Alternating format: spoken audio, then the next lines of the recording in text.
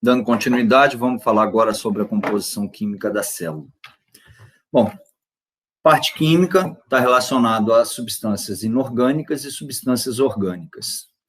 Tá? Então, as substâncias orgânicas são aquelas que têm na sua composição química molecular o elemento químico carbono.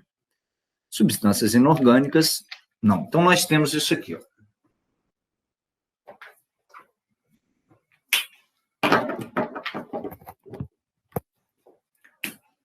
É a composição química celular. Então, a composição química celular, ou seja, o que tem dentro da célula, né, são substâncias inorgânicas. Quais são as substâncias inorgânicas? Água, que está em maior quantidade, e sais. Então, sais tem o cálcio, íons de cálcio, íons de sódio, íons de cloro, íons de potássio, ferro, fosfato, né? Fosfato, PO4, 2-. Então, íons são sais que são necessários ao bom desenvolvimento do organismo, para o metabolismo humano. A água é a substância química em maior quantidade dentro do organismo humano. Cerca de 70% da célula é formada por água. Tá? Então, essas duas substâncias são chamadas substâncias inorgânicas.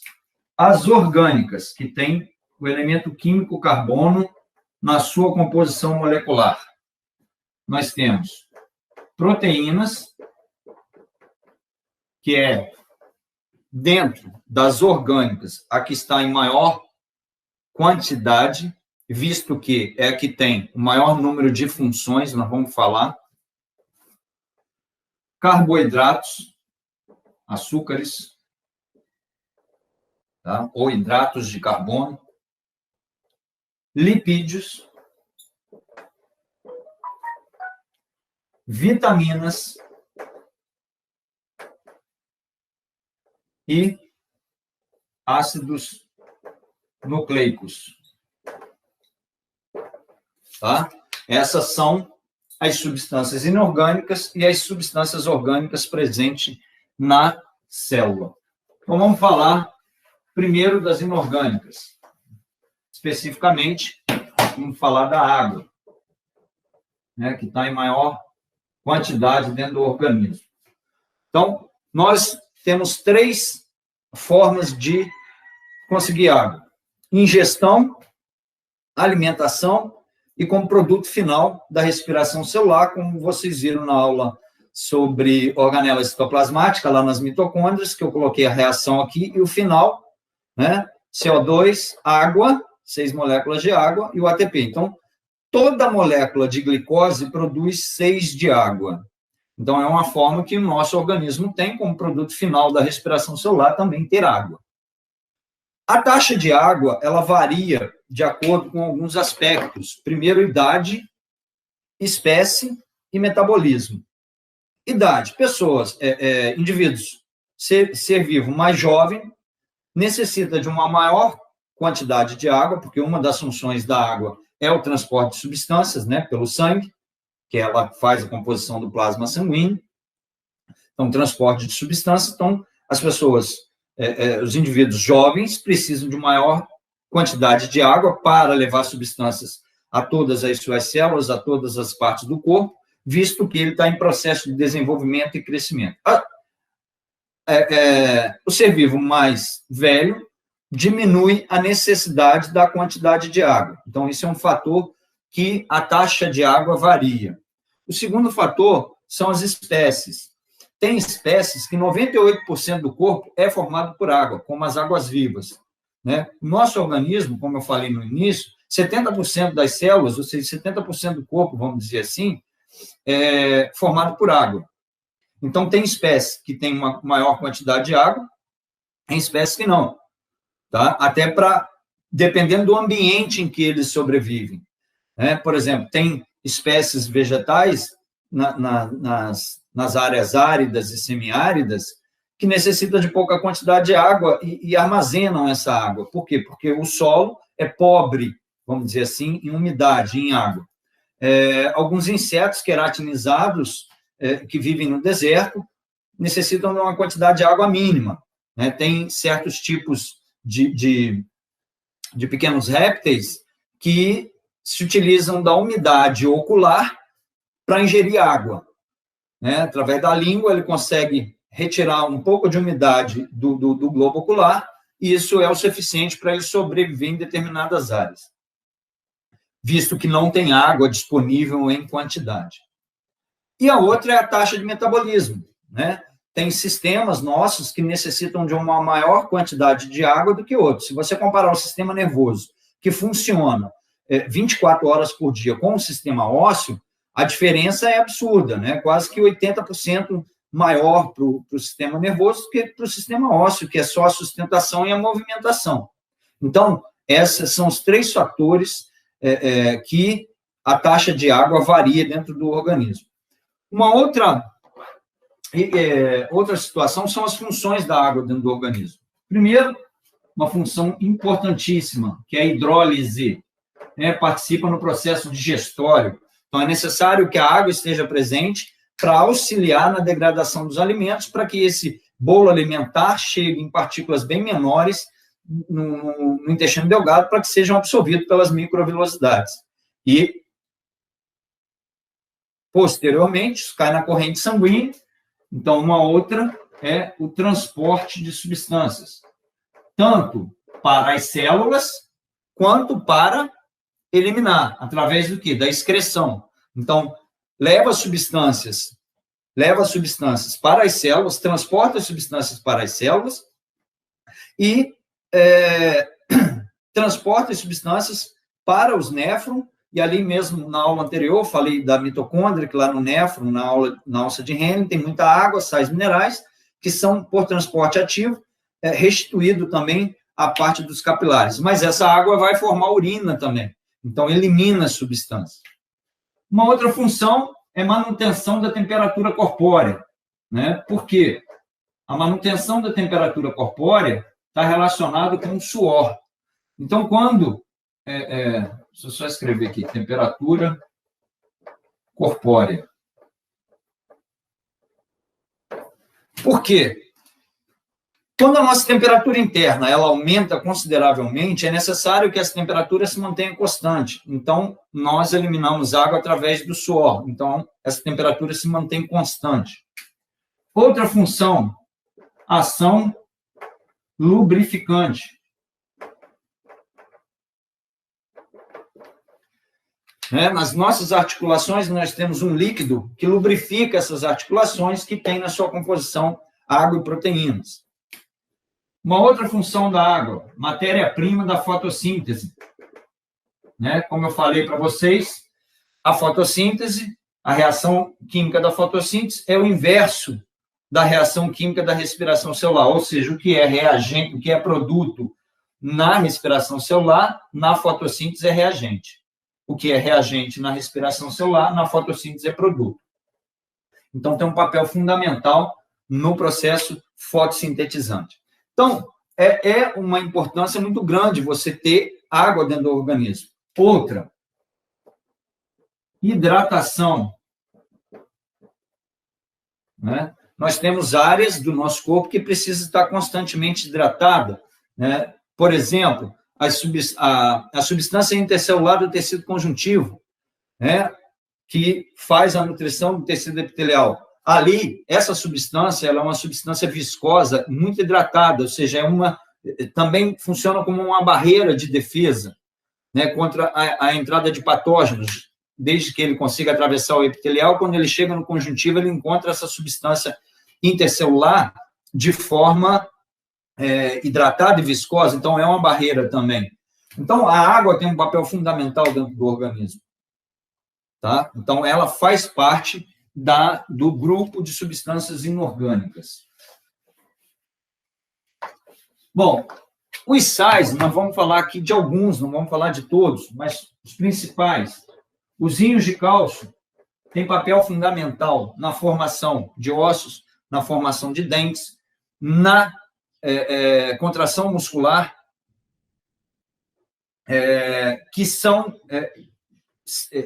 íons necessários para ativar, por exemplo, a contração muscular. Então, nós temos a necessidade de ter uma quantidade de cálcio dentro do organismo, que vão ser também, muitas das vezes, a paratireoide faz com que parte desse cálcio, que está nos ossos, possa vir para o organismo, para o sangue. Outro, o sódio, né? Íons de sódio, juntamente com íons de potássio, funcionam, né, no sistema nervoso, né, na bomba de sódio e potássio. Bomba de sódio potássio. Por exemplo, o cloro também tem papel na parte do sistema nervoso, na forma de cloreto. Né? É uma parte o cloreto de sódio, né, são sais necessários dentro do organismo. O ferro, ele é o íon, um componente químico essencial para a hemoglobina, que é uma proteína responsável pelo transporte de gases. O iodo está relacionado à prevenção do bócio, né? O bócio é um inchaço das glândulas tireoide. Então, hoje, por exemplo, todo sal consumido no nosso país é obrigatoriamente um sal iodado. Se vocês olharem um pacotinho de sal, vocês vão ver lá, sal iodado. Por quê? Foi a forma encontrada para prevenir o bócio. O bócio é um papo, em função do inchaço das glândulas tireoide. Então, é importante que nós tenhamos uma quantidade de iodo. É lógico que essa quantidade de sais minerais, estou falando a nível humano, ela também em pequenas quantidades. Tá? O fosfato, esses são os principais. Né? O fosfato faz parte do ATP. Então, ele tem papel fundamental na contração muscular, tem papel fundamental no sistema nervoso. Então, fosfato, porque o ATP significa trifosfato de adenosina. Então, esse grupamento fosfato é um sal inorgânico, faz parte dos sais minerais, faz parte das substâncias inorgânicas. Então, esses sais são fundamentais para o organismo. Tá? Lógico, os outros, o zinco, muito falado agora na época de Covid, né? Que é fundamental também.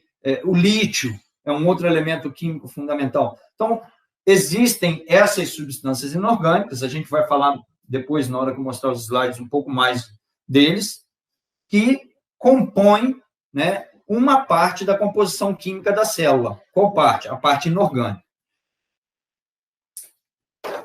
Das substâncias orgânicas,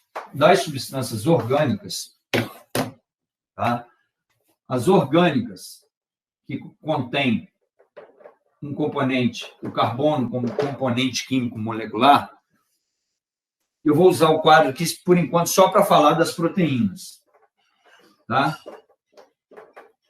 Então, as proteínas. A principal função de proteína é estrutural, formação de massa, constituição de matéria viva. Então, colágeno é um exemplo, por exemplo, é um exemplo de proteína estrutural, de proteína de construção. Tá? Outra função da proteína, eu não vou entrar em detalhe aqui, porque isso já foi falado anteriormente, é a defesa, né? São os anticorpos. Os nossos anticorpos são proteínas produzidas a partir do contato com um antígeno, seja por um processo de vacinação, ou seja por um processo em que esse antígeno penetra no organismo, então se cria anticorpos ali, momentâneo, através da vacinação. essa defesa imunológica, ela forma anticorpos que nós chamamos de células de memória e células NK, que são células natural killer, que a gente vai falar mais sobre isso lá no segundo e terceiro período, né, pessoal da área da saúde que continua comigo posteriormente no presencial. Então, tem um papel fundamental. Outra função, contrátil. A função contrátil está relacionada com a contração muscular. Actina e miosina, duas proteínas que têm funções contráteis, para fazer a contração muscular. Outra função, hormonal, né? A insulina é um exemplo de proteína hormonal. Ela controla, juntamente com o glucagon, produzidos pelo pâncreas, na controle da taxa de glicose. Outra, transporte.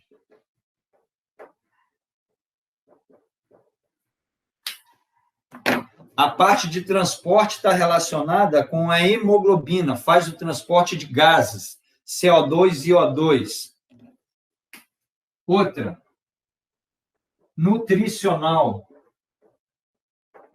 Exemplo, albumina, né, proteína do ovo. Então, tem um papel nutritivo no organismo humano.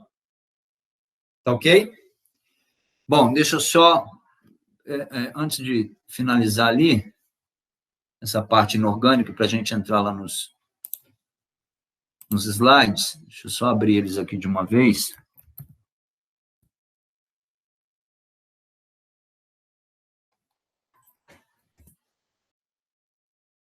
E aí a gente termina a parte inorgânica.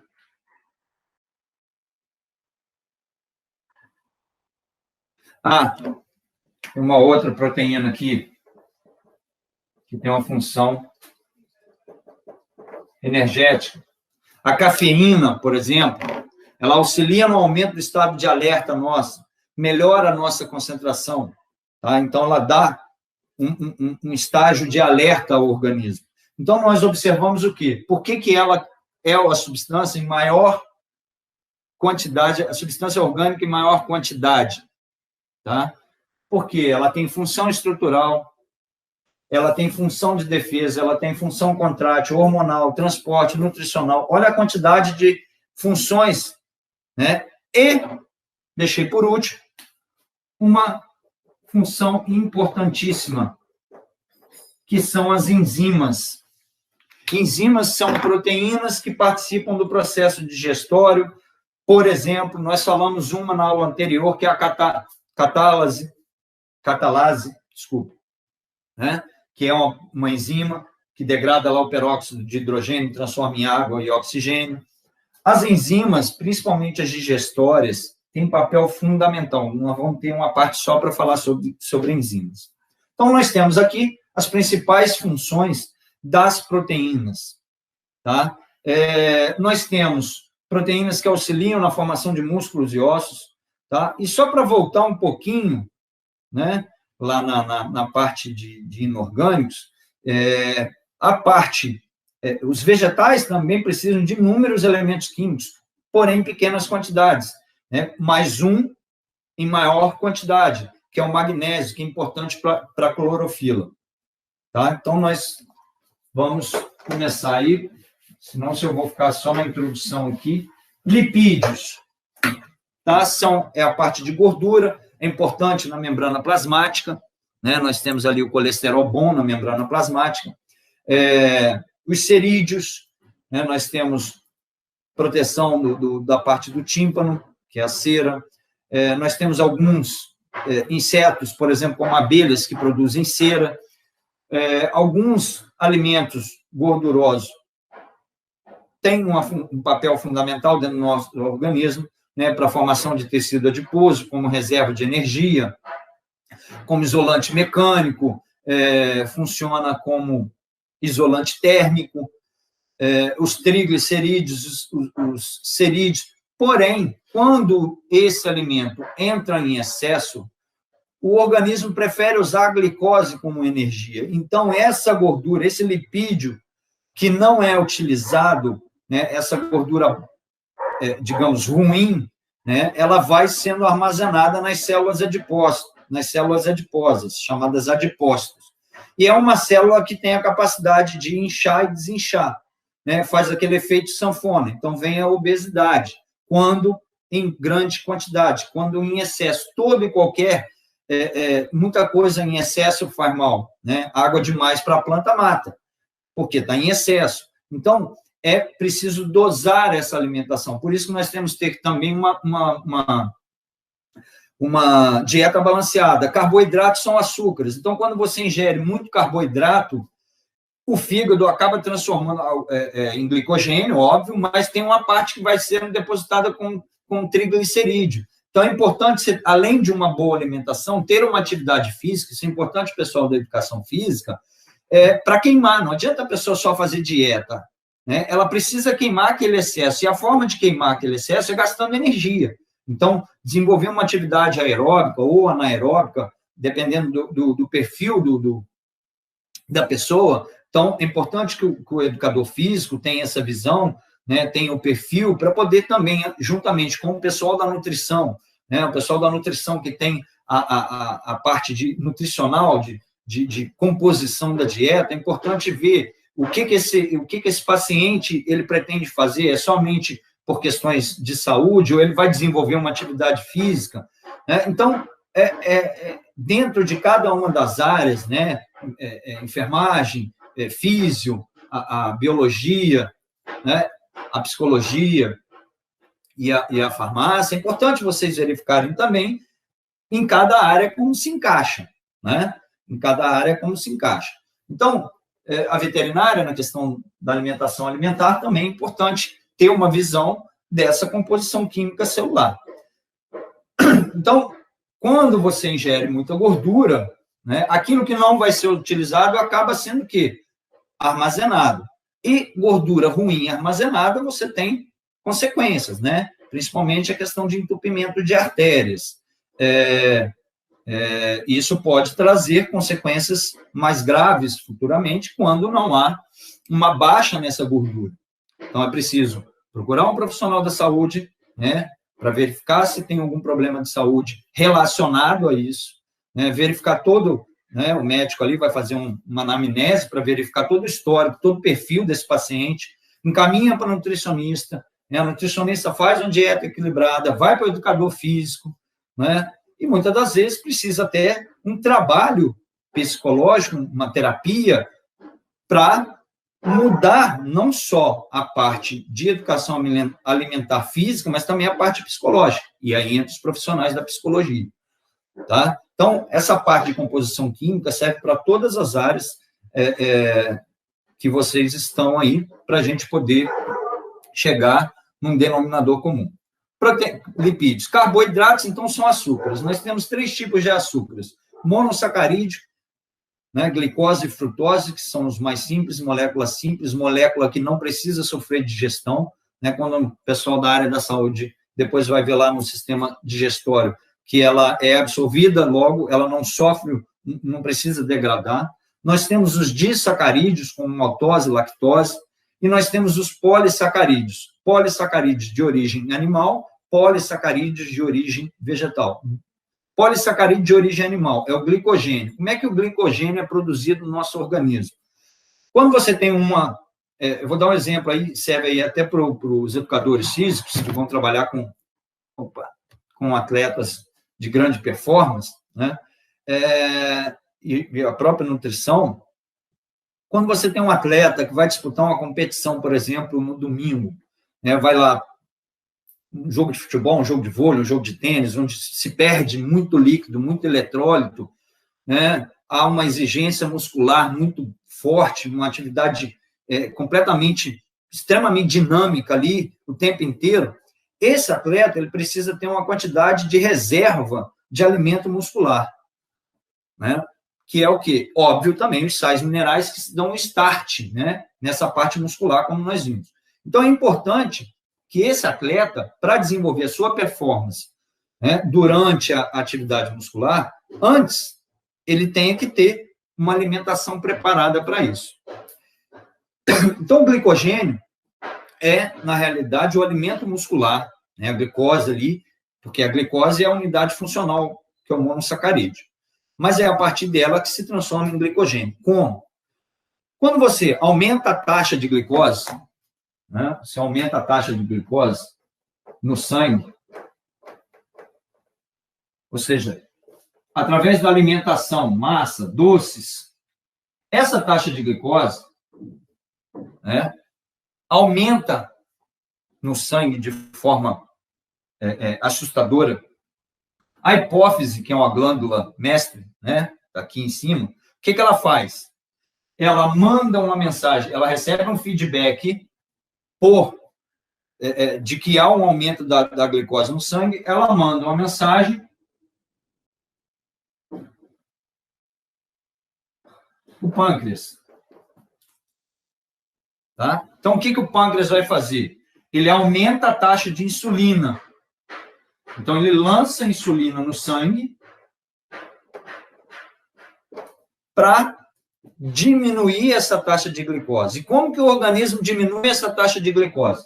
Parte dessa glicose, parte desse excesso, vai para músculos,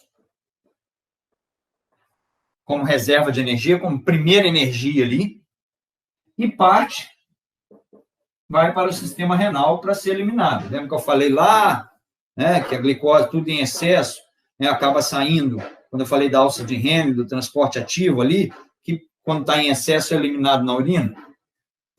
E isso aqui vai ativar o fígado. E o que o fígado faz? Transforma glicose em glicogênio. Então, ele transforma glicose em glicogênio. Esse glicogênio ele fica armazenado, parte no fígado e parte vai para os músculos.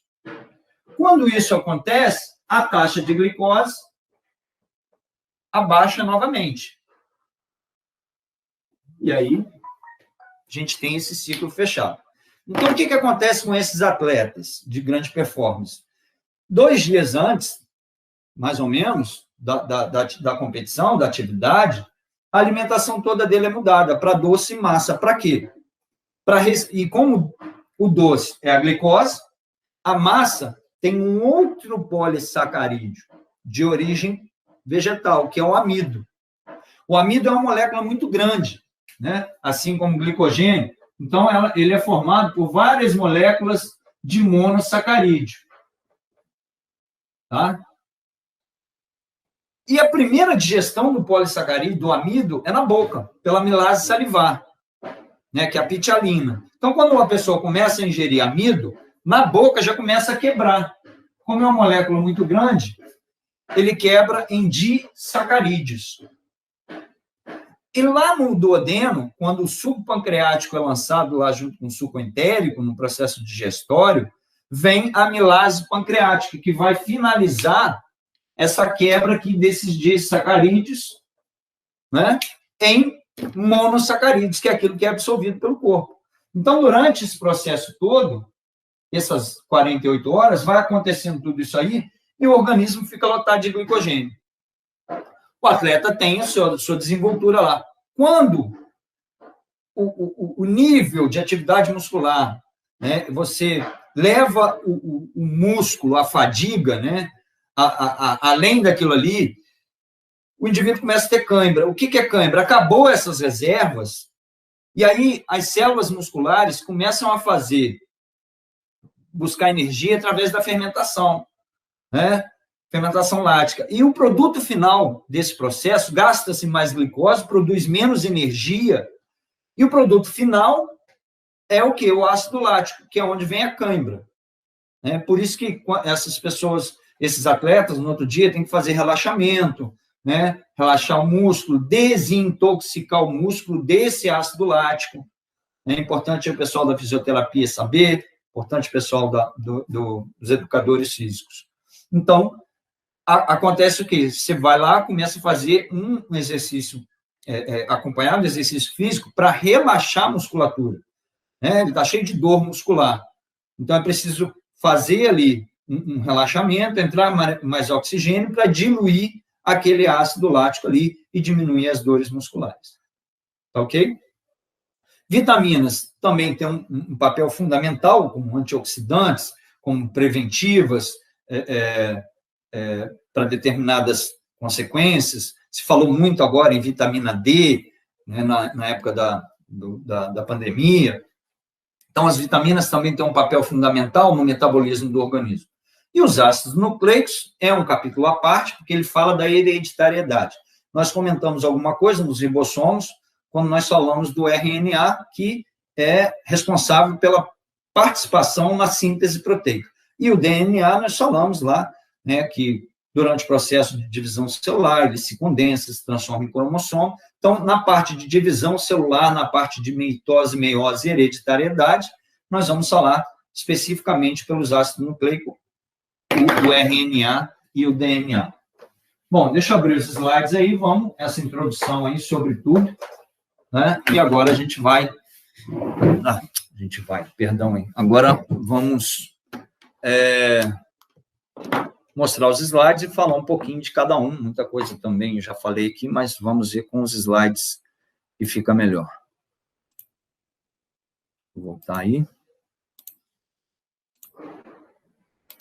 Composição química da célula. Deixa aparecer os slides aí. Pronto.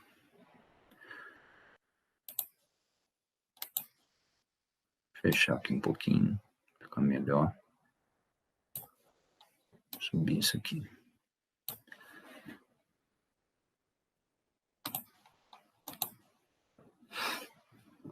Pronto. Então, só um instantinho que deu uma travadinha aqui. Pronto, agora. Deixa eu subir isso aqui. Então, a célula ela é composta de substâncias inorgânicas, água e sais minerais, os orgânicos, proteínas, lipídios, carboidratos, ácidos nucleicos, faltou aqui vitaminas. Deixa eu até acrescentar aqui um pouquinho. Vitaminas, ácido nucleico está com acento errado. Ácidos nucleicos. Então, aqui, ó, água, maior quantidade, proteínas, né, carboidratos, lipídios, sais, ácidos nucleicos e vitaminas. Bom, molécula de água, formada aí por hidrogênio e oxigênio, né, 2 átomos de hidrogênio e 1 átomo de oxigênio. Está na forma livre, então representa aí 95% da água total, e ela é o solvente. Solvente é aquilo que dispersa, né, o dispersante, né, dissoluto de substância, mas nem todos os solutos. Existem substâncias que são hidrossolúveis, ou seja, que são solúveis em água, e existem substâncias, como algumas vitaminas, lipossolúveis, que são solúveis em gordura. Então, a água é um solvente universal. Aqui algumas funções, lá eu já coloquei mais funções. Então, a água atua como mecanismo de proteção, né? Participa das reações químicas do organismo, é a hidrólise, e ali eu falei também da fotossíntese. É o produto final da respiração celular, é um dos start, né? Reagente da fotossíntese. É um lubrificante, porque participa dos líquidos das articulações. Regulador de temperatura, transporte de substâncias, são algumas das funções ali, das principais funções que eu coloquei no quadro para vocês, além dessas aqui, algumas repetidas aqui.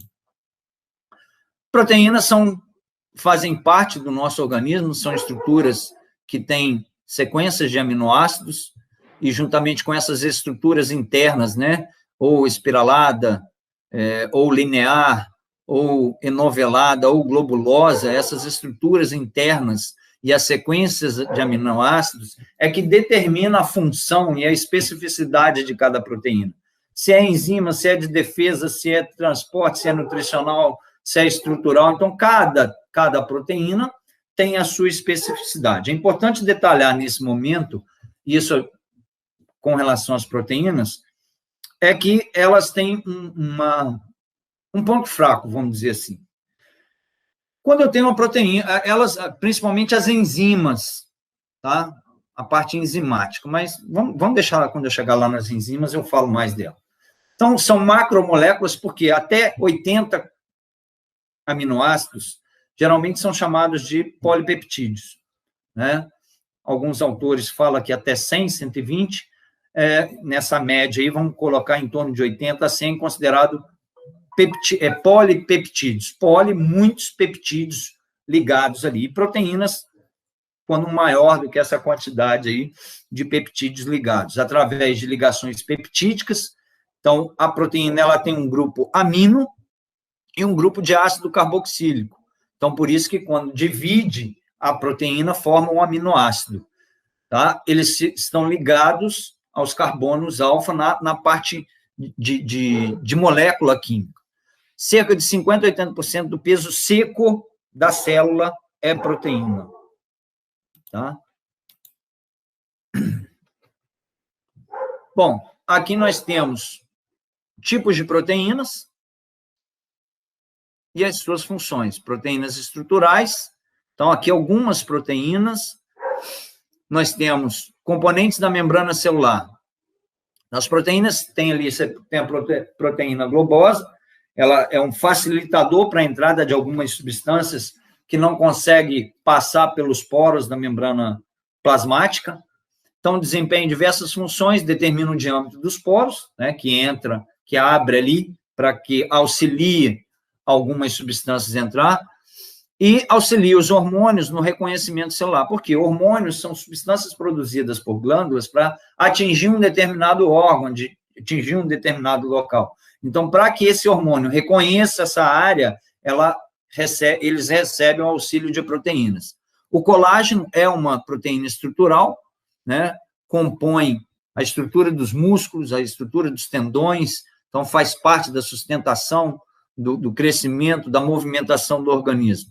A queratina, né, uma proteína que é impermeável, por isso que eu falei, alguns insetos queratinizados das áreas semiáridas e áridas, né, parte de pelo, pele, corno, casco, unha, né, o tecido da gengiva, ele é queratinizado, a parte superior, a parte que recebe a abrasividade, né, o calor do alimento, então é tecido epitelial que tem uma parte queratinizada, né, os hormônios peptídicos, insulina, né, por exemplo, que eu citei, mas tem hormônios de crescimento,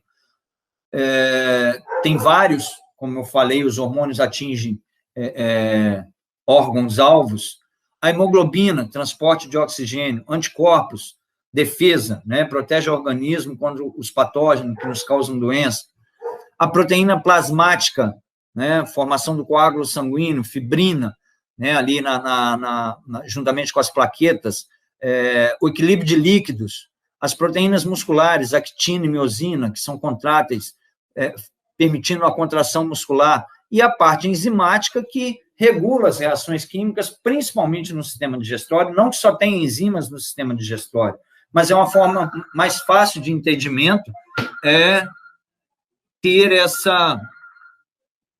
ter esse entendimento, né? Eu falei da catalase. O que são aminoácidos? Um peptídeo é formado quando alguns aminoácidos se unem através de ligações peptídicas. É aquilo que eu falei. Menos de 80 é uma cadeia de peptídeo. Tá? A formação de um polipeptídeo, quando diversos aminoácidos se unem, então você tem ali 80 a 100, e a partir de 120 são os polipeptídeos muito grandes. Por isso que a proteína também ela sofre degradação no químulo, ali no estômago, e no quilo lá na parte do intestino. Então, funciona a pepsina e depois a tripsina.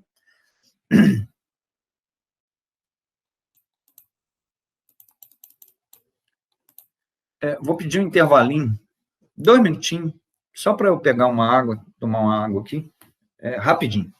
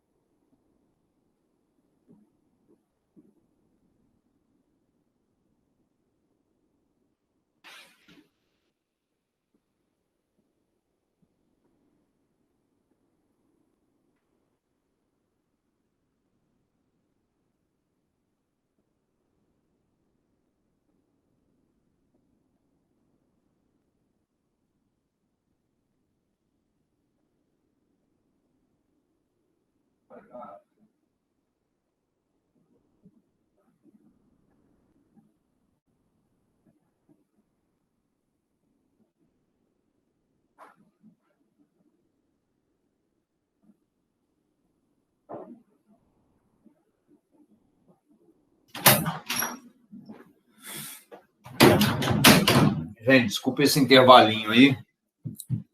Tive um acesso de tosse aqui, fui até beber uma água ali. Obrigado aí. Bom, os aminoácidos, então, aqui o grupo amino, da qual nós citamos no slide anterior aqui, né?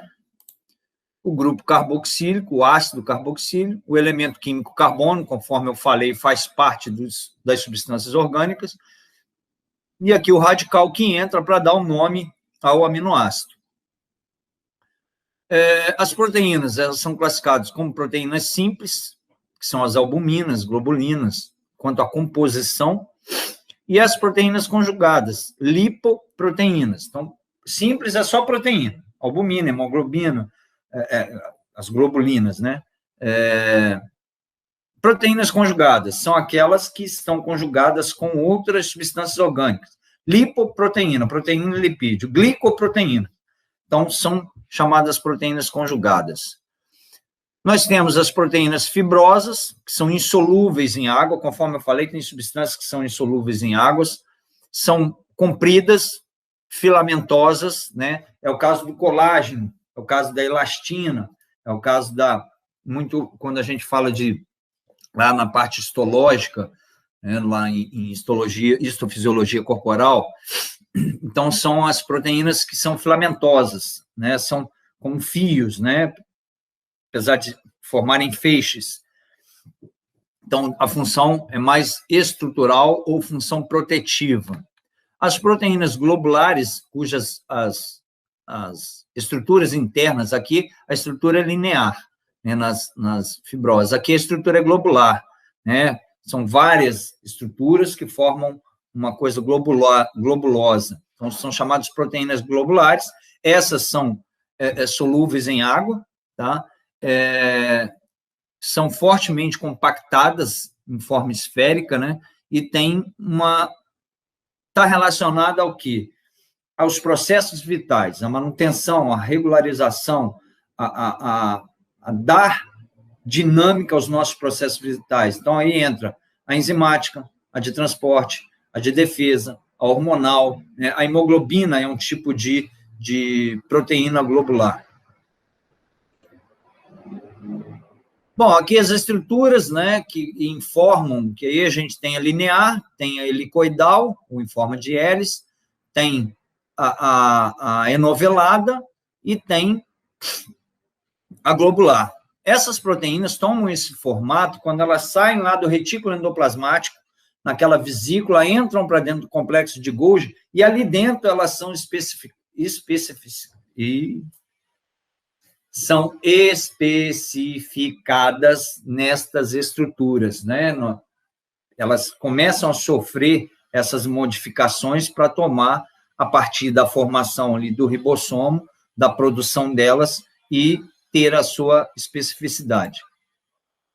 Bom, carboidratos ou hidratos de carbono são os açúcares ou glicídios, né, ou glucídios, muito mais usados como açúcares, são as mais abundantes, né? O carboidrato, ele está em maior quantidade na natureza, a gente fala de amido, a gente fala de celulose, que é um outro polissacarídeo vegetal, você tem glicose, frutose, lactose, maltose, né, que são vários tipos, essa zose, ribose, desoxirribose, essas várias oses aí são os carboidratos.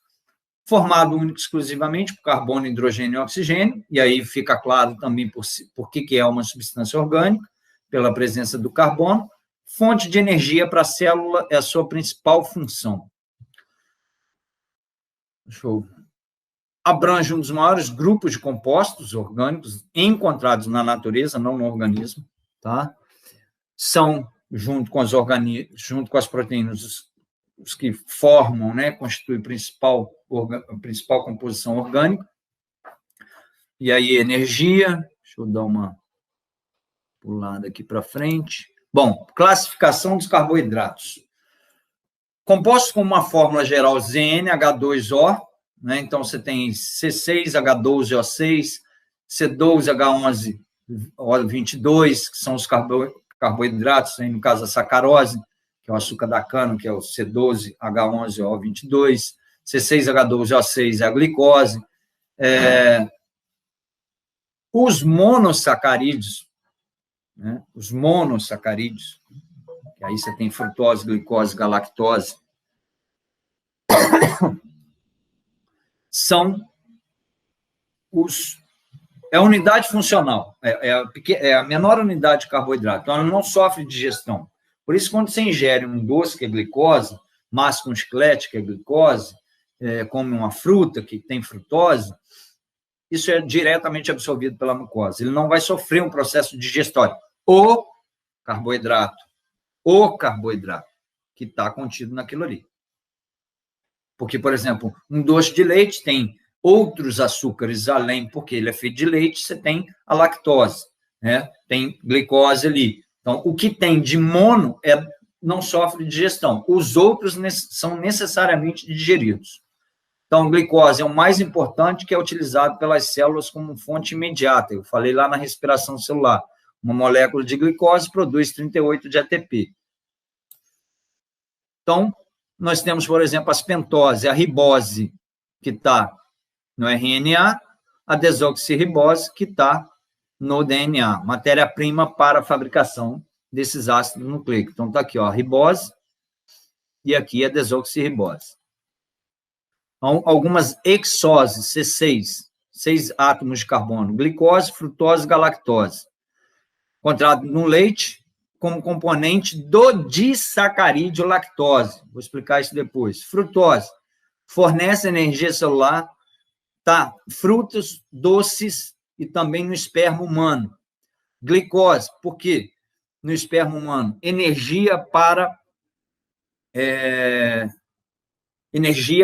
os espermatozoides, pelo caminho, pelo chicoteamento do seu flagelo para se locomover, é um gasto de energia muito grande. Então, há necessidade ali da energia para essas células reprodutoras. A glicose é a base para a formação de todo carboidrato, pelo menos a maioria e principalmente os mais complexos. Está no sangue, né? Taxa de glicose no sangue, está no mel, está nos tecidos vegetais, doces também. E aqui, por que eu falei que eu vou falar da galactose? É porque é ela que compõe a lactose. A lactose é um disacarídeo, né? Então, a formação do disacarídeo, lactose, é de moléculas de galactose. Então, ó, galactose. A utilização da glicose vai ser como combustível, energia, né? Conforme eu falei, armazenada na forma de glicogênio, e também pode ser armazenado na forma de gordura. Como, Léo? Lembra que eu falei que quando você ingere muito, isso é transformado em triglicerídeo e vai ser armazenado lá na introdução. Então, quando você ingere muito açúcar, né, muito carboidrato, parte desse carboidrato vai ser armazenado como gordura, né? E isso precisa ser queimado. Então, não é só diminuir a quantidade de açúcar na sua alimentação, de carboidrato na sua alimentação, mas é também desenvolver alguma atividade física, seja anaeróbica ou aeróbica, para queimar mais rápido essas formas de gordura que ficaram depositadas, armazenadas a partir de um consumo excessivo de carboidrato. Tudo em excesso pode fazer mal. Os disacarídeos, hoje mais conhecido como oligosacarídeos, são açúcares duplos, né? 2 moléculas, são compostos solúveis, e a gente tem um exemplo, a sacarose, a lactose, a maltose, que são os principais exemplos de disacarídeo. Então, a sacarose é constituída de glicose e frutose, e aí a gente vê lá na cana-de-açúcar, na beterraba, a lactose, que está no leite e seus derivados, glicose é uma molécula de glicose e uma de galactose, e a maltose, né, em alguns vegetais, também da digestão do amido, né, quando digere lá, que eu mostrei aqui, que quebra o amido em disacarídeo, em maltose, e aí você tem 2 moléculas de glicose, que depois a amilase pancreática quebra essa maltose e libera as glicoses para serem absorvidas. E os polissacarídeos são moléculas muito grandes, podem ser chamadas também de glicanas, né? Aí a gente tem as proteoglicanas, por exemplo. Os principais são amido, glicogênio e celulose. Amido e celulose de origem vegetal, o glicogênio, falei aqui, de origem animal, como que ele é produzido. Depósito encontrado nas plantas, né, o polissacarídeo, que é a celulose, um dos principais polissacarídeos. Então, peraí. Vou fazer um negócio aqui, que eu acho que aqui tem uma palavra aqui. O amido, o glicogênio e a celulose. Então, o amido, celulose está embaixo. O amido é um depósito encontrado em várias plantas, principalmente batata, mandioca, batata doce, e aí depois você encontra, óbvio, né, na farinha, nas massas, né, pão, biscoito, macarrão, você tem uma grande quantidade de amido. O glicogênio, como eu já mostrei, é similar ao amido, mas é de origem animal. E a celulose é uma cadeia estrutural reta, né, está encontrada em todas as plantas, porque ela forma a membrana, né, a parede celular. E, além disso, essa celulose ela fornece as fibras para melhorar as nossas funções digestórias de diversas formas. Principalmente quem tem a dificuldade na eliminação do bolo fecal. Por quê? Porque a fibra, né, nós não temos a capacidade de digerir a celulose. O amido tem. A celulose, que está nas folhas verdes, que compõe a célula vegetal, o nosso organismo não é, por exemplo, como dos ruminantes, né, que tem bactérias que degradam a celulose para os ruminantes, como é dos cupins, que tem principalmente os térmitas, que tem lá os protozoários, que degradam a celulose para ele. Nós não temos. Então, o que acontece? Quando nós ingerimos folhagens, por exemplo, folhas, né, que contêm que são fibras, né, ou também flocos, o que acontece? Como a aveia, o que acontece? Você não digere isso. Né? Então, não há digestão desse material. É retirado vitaminas, né, os nutrientes ali, mas não tem a quebra. Então, o que acontece? Ela vai passar e vai ajudar a formar o bolo fecal, por conta de que o bolo fecal é nada mais, nada menos do que o material que não foi utilizado no processo digestório. Então, isso facilita a eliminação do bolo fecal.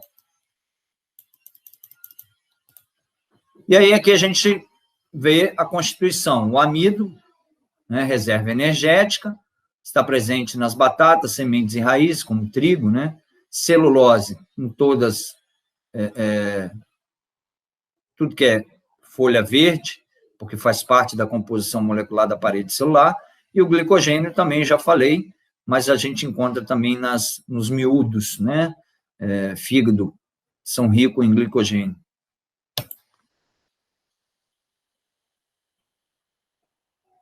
Eu só vi um negócio aqui.